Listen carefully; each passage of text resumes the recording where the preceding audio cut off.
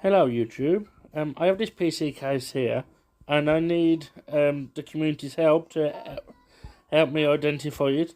I can't find nothing on Google about it. There's no name on the case other than it looks like a BMW. I've searched up BMW cases on Google and I can't find anything.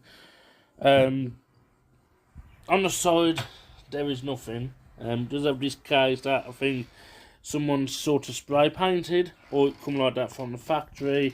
Nothing on the inside to suggest a name. Nothing on top either. Just some stickers from where I purchased it from off eBay, which was a shouty service, so there's no information there. So if you can help me out identifying this case or give me some information, it would be really great. Thank you, and enjoy my video.